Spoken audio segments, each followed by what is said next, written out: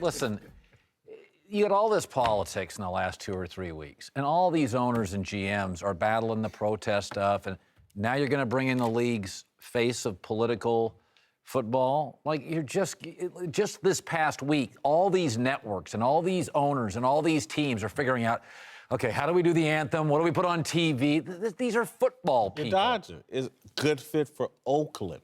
No, he's not a good fit. The only knee owners want to see is the one running out the clock with a lead with a minute left.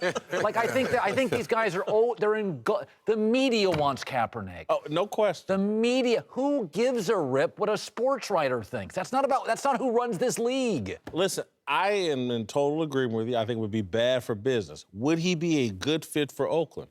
Yes. Yes, I'm sorry. The E.J. Manuel and whoever their third-string quarterback is escapes my mind right now. Connor Cook. Yeah.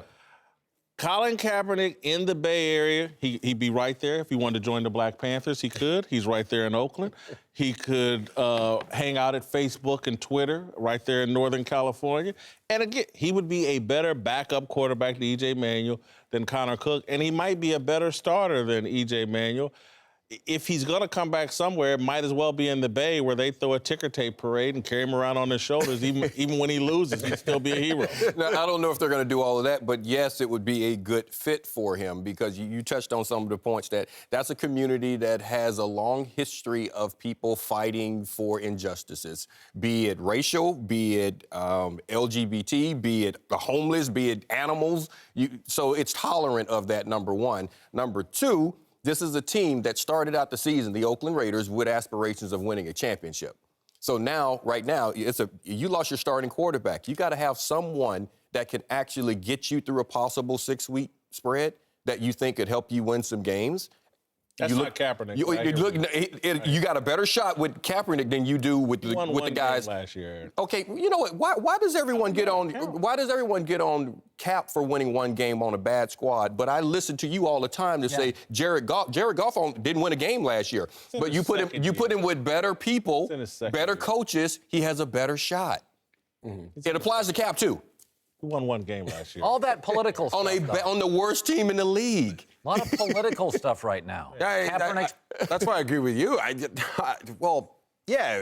from Turlock, too. He's from that area. It's a great organization as far as what he's trying, the message that he's trying to portray. But and can he play? Yes, he could play for a lot of teams. He'd be a good fit for teams. He's a good player.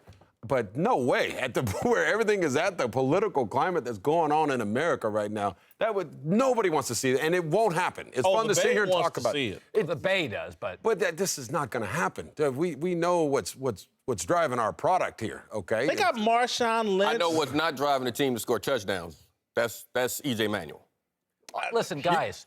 That's just not happening. Kaepernick won one game last year. One of the mistakes... On the worst team in the league. Okay, continue. No, but I think one of the mistakes companies make is overreacting to social media. I think people in our business that talk... I'll talk Kaepernick if it's a story. Half the time I turn on radio shows and I'm like, we just had 7 great games. Why are you talking about a guy...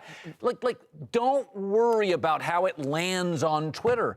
Kaepernick, in this political climate where owners and GMs are figuring out what do we do with the anthem. But Colin, listen to what you're saying. But right now, you are paying attention to what's happening on Twitter as opposed to paying attention to what's happening on the roster. Because you're saying that the team shouldn't pay attention to what the fan base is saying on Twitter, but you're saying the political climate and all the things that are being said, they supersede the fact that the backup quarterbacks on this team aren't going to be good enough to keep you afloat in this division.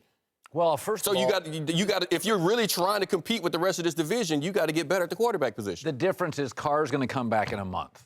And then if you bring in Kaepernick, you still have Kaepernick in a month. Whereas E.J. Manuel, can he win a game of the next 3? Probably. But you'll be out of... You may be out of it. It's hard to cut Kaepernick. No, it's not. No, it's not. I think it's hard to cut Kaepernick. Eric, have you been watching? Come on. It's hard to cut Kaepernick. It's the NFL. It's not hard to cut anyone. It's not. You guys are talking about this like it can happen. It's not going to happen. The odds of this happening, you're a gambler. What would you place the odds on something like this? Look, I love long shots. I love the money line. I love the underdog money line. Kaepernick in the Bay, I could see him being silly enough to do it. He won't win them any games. The Bay will love it, and social media in Silicon Valley will love it. I can see him stupid enough to do it. I wouldn't do it. It's bad for business. I agree with Colin. If I'm the NFL, I don't want any parts of this. But could Jack Del Rio and these guys be sitting around and say, you know what? Connor Cook's terrible. And E.J. Manuel, they ran him out of Buffalo for a reason. I could see him potentially.